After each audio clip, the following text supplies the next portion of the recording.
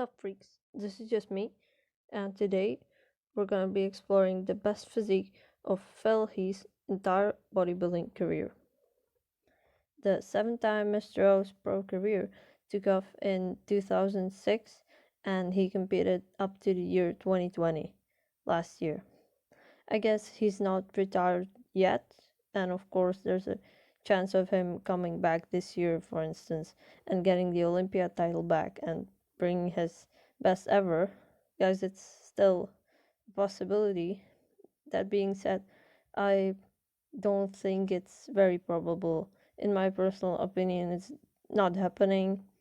He's already brought his A game, and at this point he really can improve enough to beat the awesome versions he brought at the start of his career.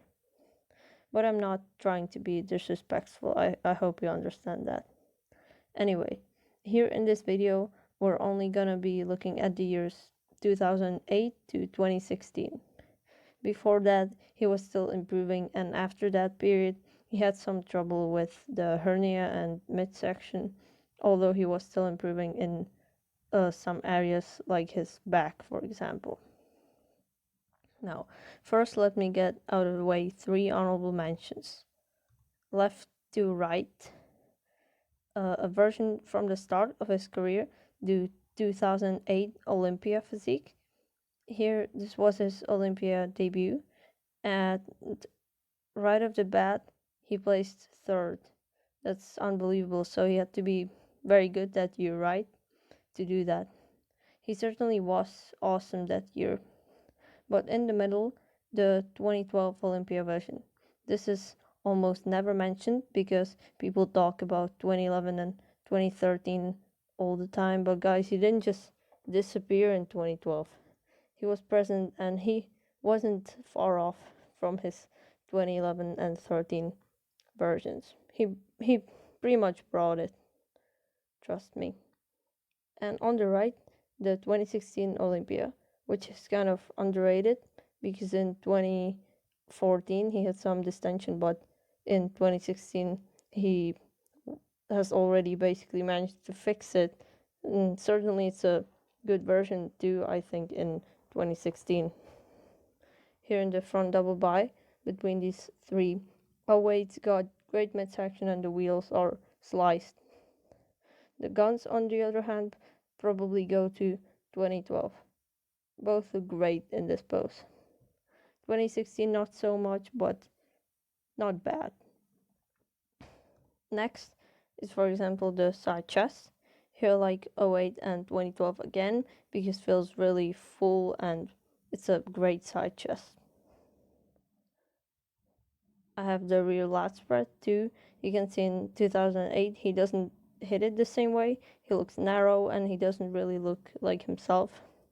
I like 2012 here in this one, but people tend to like the 2016 lat spread, I think, too. Anyway, we're not judging these anyway, and let's go on. Now, in the main 3-way comparison, we have on the left the 2010 Arnold Classic version of Phil The Gift Heath. Here in this contest, he was 2nd to Kai Green, but it's a very, very awesome version.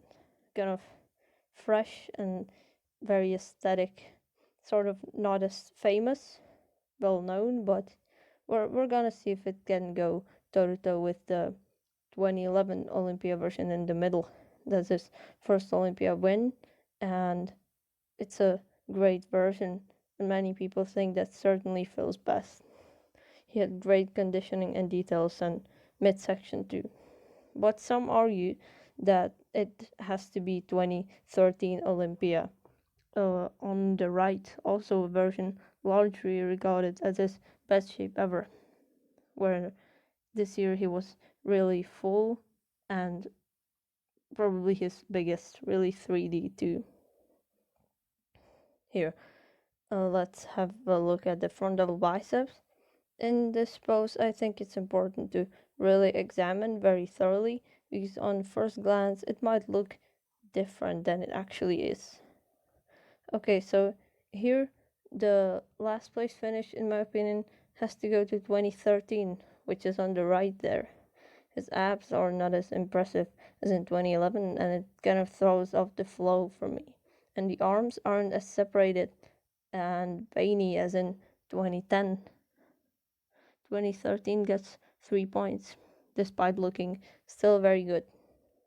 The 2 points go to 2011, although the lower body is probably better in 2013. It's not enough to compensate for the much better midsection, and I would say arms too. So the first place goes to actually the 2010 Arnold Classic version here. The legs aren't really on the level of 11 or 13, and the V-taper honestly looks pretty lackluster, but that's mainly the way he's posing, the V-taper. For me, the win for this version is solidified and determined by the arms. Look at the vascularity and look at the forearms. I mean, that's unbelievable, especially the right one. I don't know what's up there. It looks photoshopped even. So 2010 gets the point here. But we of course go to the front last spread, and unfortunately I have 2013 losing again. Honestly, this might be a bad photo, but I did not find a better one. I mean, yes, the lats are probably looking the best, but basically any other muscle group, at least in the upper body, is just the worst out of these 3 versions. That's why 13 gets another 3-pointer. Second is 2010 because of the wheels, which look much better in the shot in 2011. Also, the abs look nicer in 2011 to my eyes, so 2011 gets first. Do the side poses. The side chest is being hit differently in each of these pics, but we have to do with this. And in this one, 2010 is last for me. The pecs don't look as thick, and the lower body is slightly worse than in 2013.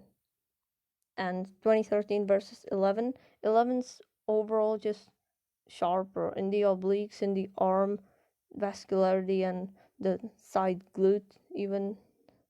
2011, I think it's money and gets a point for me.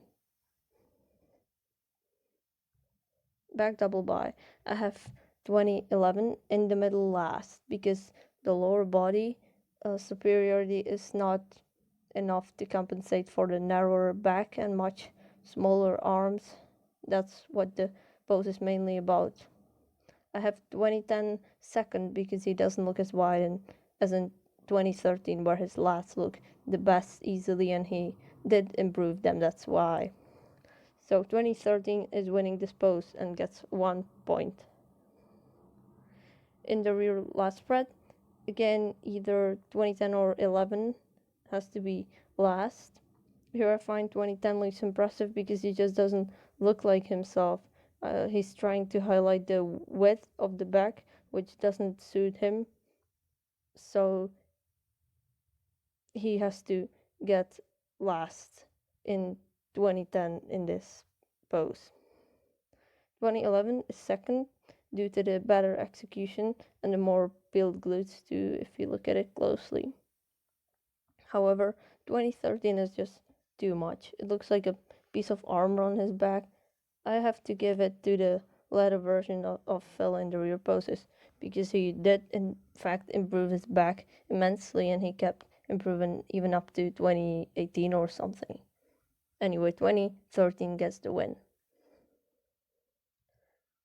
Here, back to the side tricep position. The executions are quite a bit different, but it's fine, I guess. I'm afraid 2011 has to be last again, despite the fact that it looks stunning, if you ask me. Still, it's only last because of little details like the least definition and vascularity in the arms and delts. 2010 and 2013 are very similar. The lower body looks the same, but the upper body flows a bit better in 2013. So 2013 gets the win. But here, I think it's basically inconclusive and could go either way depending on your personal preference. Let's look at the ab and thigh. And here, surprisingly, for me at least, 2010's last year, I think. I was expecting Phil's midsection to look much better in 2010 than 2013, especially, but I don't really like it, to be honest. It's sharp, but it's not more aesthetically pleasing. The V-taper is easily the worst in 2010. He looks pretty narrow upstairs, and the wheels are probably the least impressive, too. First place goes to 2011 over 2013 because it's more cut and conditioned, which probably both better in this pose. So 2013 gets 2 and 2011 gets 1 point. In the most muscular pose, I chose the hands clasped, although I could have chosen the grab or hand on hip variation too. But these can be compared decently well, so I think we're good. I think here it's pretty clear that last place has to go to 2010. The pose is being hit differently, which is partially it, I think, but it just can't go toe to toe with the later versions of Phil Heath. I gotta give him credit for looking somewhat aesthetic in this pose, though. And between 2011 and 13, I have 2011 this time. It's just more impressive than 2013, from the legs to the delts and abs. 2011's first. So guys, when we do add up the points, we have a clear last place in the 2010 Arnold Classic version. It's still not a bad version by any means. It only won one pose though. I think the only possible way you could claim this is his best shape ever is this is a very aesthetic and nice looking version. So if you appreciate that over anything else, this might be your best Phil Heath. But on my score sheet, it's last with 20 points. And who's second, you ask? Well, on the score sheet, it's actually 2013. It got 15 points in the end, and it won 3 poses compared to 2011, which has 13 points and won 4 mandatories. So one more in comparison with 2013. And yes, in this video, I'm going with 2011 for the win. That being said, you can easily make an argument for 2013. If you like a fuller, bigger version, then go to 2013, no question. I think 13 is actually probably the more effective version when going against other bodybuilders, which is basically the purpose of the sport if you think about it. But you know, if you like great conditioning and details, and probably more aesthetic appeal too, maybe you appreciate 2011 slightly more, just like me. On its own, it's a great looking version. When we look at it objectively, opinions are just divided, and it's always gonna be that way. And even for me personally, it's possible that I'm gonna stay somewhat undecided on this topic for the rest of my life. Going into this, I honestly thought 2013 was gonna have a slight edge, but now I find 2011 more impressive. But remember, it's all just splitting hairs. We can all have our own opinions, I think. So guys, let me know down in the comment section below what you think about this.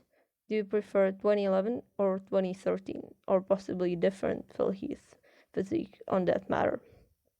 And what's your opinion on the video? What was right and wrong about it?